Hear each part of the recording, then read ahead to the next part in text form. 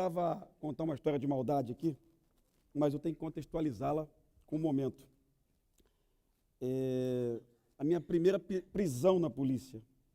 Eu me formei em 91, eu tinha meus 21 anos de idade, e eu fui comandar uma companhia de polícia no município de Resende, ali próximo a Visconde de Mauá, Penedo, uma região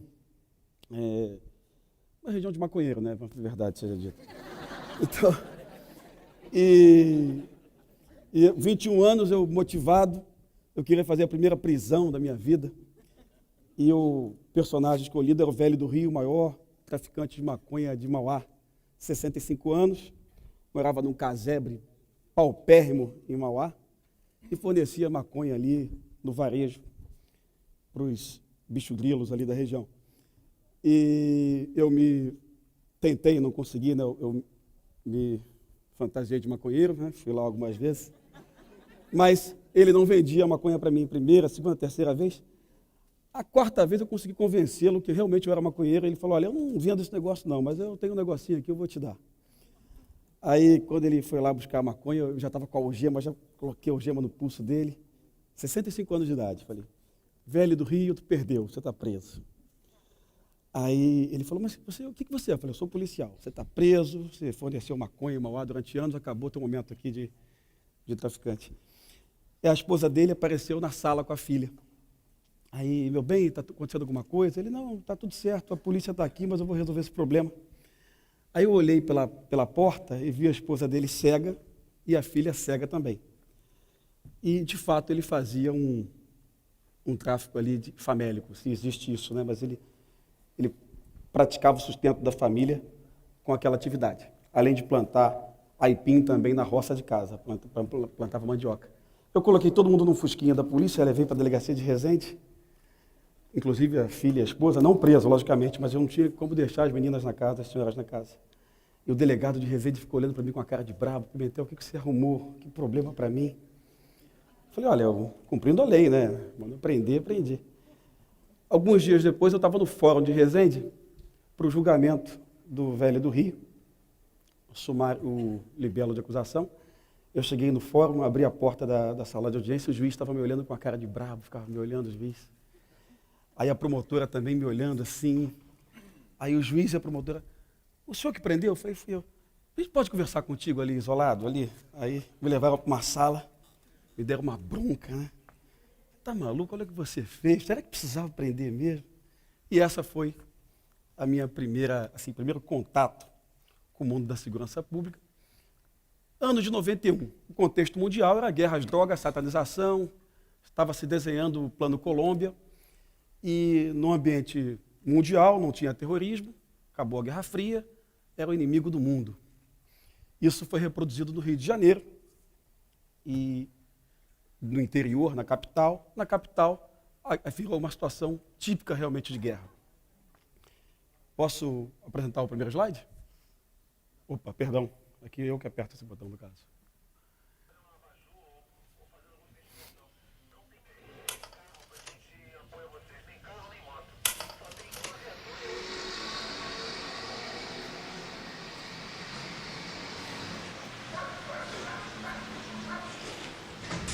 Desde 6, 7 anos a gente fala que essa polícia, depois a gente muda de ideia. Eu nunca mudei de ideia. Fui mantendo essa ideia na cabeça, firme.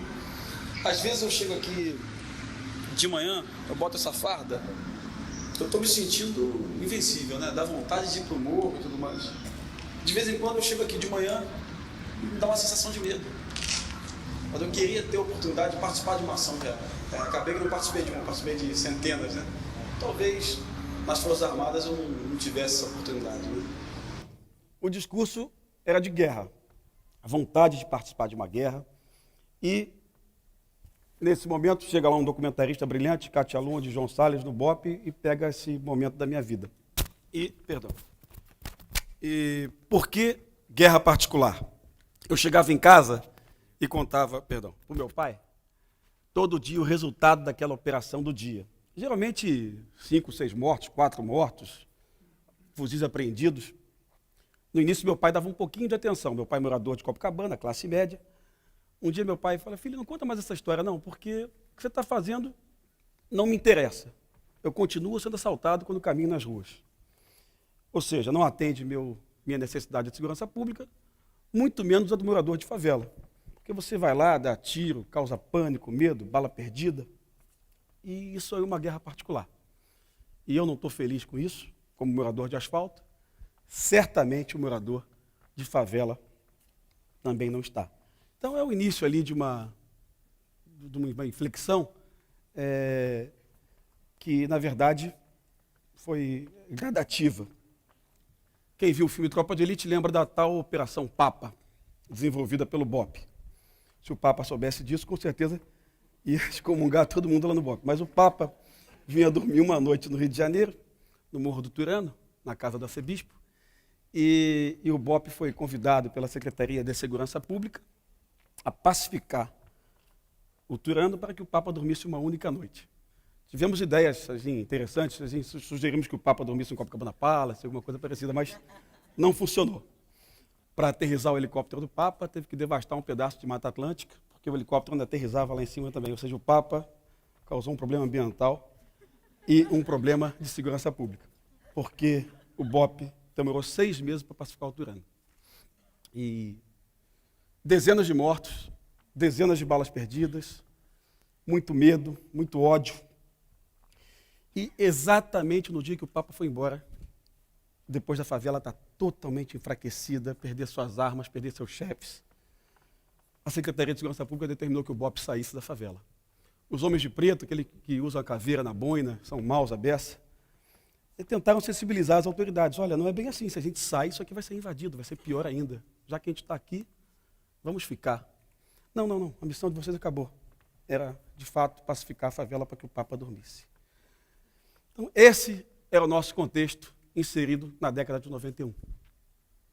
Não era só maldade envolvida no processo, não, tá, gente? Realmente era um entendimento mundial de que a questão era uma questão de guerra. O Rio é violento? É uma pergunta que a gente faz. Só existe uma forma de se medir a violência. É o número de homicídios para cada 100 mil habitantes por ano. Então, a gente está assim hoje. São Paulo, 11,2, né? Por 100 mil habitantes. Rio, 32,6. Então, de fato, nós somos 3 vezes mais violentos que São Paulo. Por que homicídio não roubo? Porque não dá para esconder, a princípio, não dá para esconder cadáver. A rede de saúde acusa o recebimento do cadáver, da morte, do óbito. Então, é a forma mais precisa de você entender se uma cidade é violenta ou não. Então, Rio, de fato, é violento. Aí a gente vai naquelas causas da violência, que a gente não consegue esclarecer até hoje muito bem, mas lá, pobreza é causa? Não, o estado mais pobre do Brasil não é violento, que é o Piauí. Desigualdade social? Não. Os bairros mais desiguais do Rio de Janeiro não são violentos. O Leblon e São Conrado. É o desemprego? Não. Rio de Janeiro é a cidade com maior oferta de emprego formal no país. E, aliás, quando você mais tem emprego no Rio de Janeiro, que é o mês de dezembro, janeiro, fevereiro, é o mês que você tem mais violência. Então é o tráfico de drogas. Olha que interessante. O bairro do Rio de Janeiro hoje, onde menos se apreende maconha e cocaína, é o bairro onde mais se aumenta o homicídio hoje no Rio de Janeiro, que é a Zona Oeste, que é o subúrbio de Campo Grande. Então, a gente pode desconstruir cada uma dessas causas. Logicamente, com cuidado, porque essas causas aliadas potencializam, sim, a violência. Mas, se a gente ficar em cima disso, a gente não vai a lugar nenhum. A dominação territorial. Rio de Janeiro hoje se mata por exploração de qualquer atividade econômica ilegal, seja transporte de vans, gangues disputam território para as vans, mototáxi, gangues disputam território para mototáxi, venda de coco, gangues disputam território para venda de coco na praia, armado, com homicídios. Instalação de máquinas de caça-níqueis. Gangues disputam território para instalar máquinas de caça-níqueis. Oferecer crédito bancário. Gangues matam nas favelas de milícia para poder ter o monopólio do crédito, do empréstimo. E olha, não tem zero de inadimplência, não tem taxa de inadimplência, é impressionante. Zero. Inadimplência. E gangues disputam território no Rio de Janeiro para vender sinal de TV a cabo. Ou seja, no Rio de Janeiro hoje se mata em função da disputa de território. Qualquer atividade ilegal ilícita determina território, determina que você precisa de capilaridade, né, para chegar no cliente, você precisa de espaço. Então essas gangues protegem esses espaços. Lógico que a elucidação do homicídio, e a nossa polícia é a polícia que menos elucida homicídio no mundo, lógico que se a polícia civil começar a elucidar com mais velocidade, você vai reduzir o homicídio, não tenha dúvida disso. E a polícia civil está fazendo um esforço em cima disso no Rio hoje. Mas como elucidar um homicídio num local como esse? Onde você tem 50, 20, 15 bandidos, é difícil até o processo de elucidação. A polícia sabe quem é, mas não consegue realizar lá a prisão. Então parece tão óbvio que a política é invadir essas localidades, utilizar da força bruta, comprar helicópteros, comprar blindados, comprar mais fuzis, realizar mais operações. Parece tão óbvio isso. Isso foi repetido no Rio de Janeiro ao longo dos 20 anos. Independente, é importante que se diga isso, da orientação política do governante. Governos de esquerda, de centro, de direita, todos fizeram mais do mesmo. Todos mais do mesmo. Bom, a gente... dessa vez não, dessa vez é uma governadora que tem origem humilde, que sofreu na pele as consequências das operações policiais, conhecedora. Diferente. Foi o governo no Rio de Janeiro onde mais foram realizadas operações policiais, onde a polícia mais matou na história, durante 7 meses. Então, todos acham que a solução, todos achavam que a solução era a política de enfrentamento, em função da lógica perversa que a droga era culpada da violência no Rio de Janeiro. Os números não diziam isso. A violência era em função da disputa do território, inclusive para a venda de droga. Ocupação territorial permanente. Eu coloquei um policial do BOPE ali, é uma foto, isso aí não foi montado, tá? Por favor, era uma situação verdadeira. O policial do BOPE realmente, o Coronel Renê, ele está passando a criancinha lá, ele cumprimentou, não tem montagem nisso aí. Mas é tão óbvio isso, ocupar o território de forma permanente, por que ninguém pensou nisso antes? Bom, ocupando o território de forma permanente, continua existindo o tráfico subterrâneo. Ele nunca deixou de existir. Ele vai continuar. Existe demanda e as pessoas vão comprar cocaína e maconha no delivery. Alguém precisava assumir que a ocupação não era para enfrentar a maconha e a cocaína, que a ocupação era para reduzir o número de homicídios, para acabar com a ditadura do fuzil. É uma verdade difícil de você admitir. A gente não está aqui para acabar com as drogas, a gente está aqui para acabar com a violência, com o homicídio, com a morte, com a ditadura do fuzil. Bom, então não era tão simples como se imaginava. Foi feito, está sendo feito no Rio de Janeiro, e quando o TED me convidou, eu falei assim, bom, eu gostaria de falar de um processo de renovação no Rio de Janeiro. Como falar de um processo de renovação sem a gente ser chapa branca, sem ser oficial, sem vender uma esperança que não pode ser atendida? Pois bem, esse não é um anseio do governo de Estado, é um anseio da sociedade. A aprovação da ocupação territorial permanente hoje é da ordem de 94%, inclusive nas comunidades que foram ocupadas.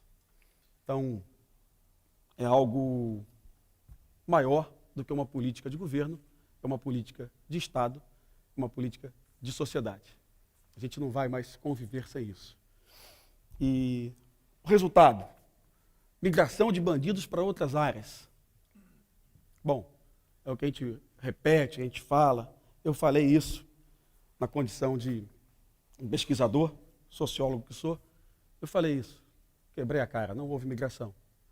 Está havendo uma redução muito significativa do roubo de rua no Rio de Janeiro. Nós temos vias expressas hoje que não tem roubo de carro há 90 dias, que é o Alto da Boa Vista. Eu, na condição de pesquisador, eu errei. Eu falei, não, vai aumentar o roubo de rua. O bandido não vai conseguir vender cocaína e ele vai migrar para outra atividade ilícita. Errei, migrou para a economia informal. A economia informal absorveu ele. Alguns chefes, pontualmente, migraram de favelas. Mas como eu errei também, quando eu disse que o crack ia aumentar o roubo no Rio de Janeiro. Bom, o crack, onde ele se estabeleceu, ele aumentou o roubo. Qualquer capital do mundo, a Cracolândia em torno, aumentou pequenos roubos, pequenos furtos. E o dependente, o viciado, ele precisa lá de R$ 5 para fumar seu crack. O crack se estabeleceu no Rio de Janeiro há pelo menos 5 anos. Ele já vende mais que a maconha em várias favelas do Rio de Janeiro. E, por incrível que pareça, até que algum pesquisador determine o motivo, a proliferação do crack no Rio de Janeiro não aumentou o roubo. O roubo está caindo em alguns bairros na ordem de 50%. Bom, então qual é a nossa ideia? Não é uma conquista de governo, é uma conquista de sociedade. Devemos manter essa conquista, logicamente, criticando, apontando falhas. Eu, lá no início, na Guerra Particular do João Salles, no documentário, eu falava assim, olha, isso aqui não é só polícia não resolve. A gente sabe que uma política efetiva determina interação com esporte, lazer e cultura mais do que tudo.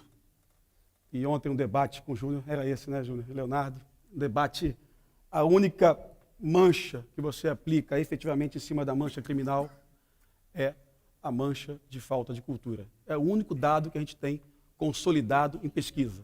Onde você estabelece uma lona cultural, você reduz a violência imediatamente. Então, equipamentos culturais, de fato, funcionam na ótica da prevenção tão bem quanto a polícia. Finalizando, o risco da descontinuidade.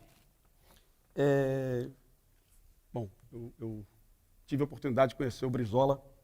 Antes de ele morrer, ele estava... Vivaldo Barbosa lançava um livro, eu fui no lançamento do livro do Vivaldo Barbosa. Até então, eu odiava o Brizola com uma coisa, ódio. Até no livro Elite da Tropa tem um capítulo lá sobre a gente numa alucinação, falando sobre a morte do Brizola, como seria bom para o Rio de Janeiro, né? Mas, vamos lá. Ele criou uma estrutura de 500 CIEPs. Esse é o CIEP 419. Ele consolidou a estrutura da escola integral, da criança chegando às 7 da manhã.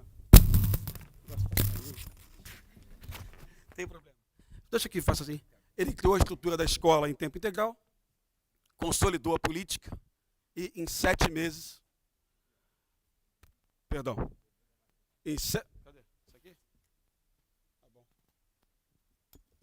Em 7 meses, numa oportunidade do novo governo, foi abaixo e a escola passou a ser em tempo até 3 turnos e tudo acabou.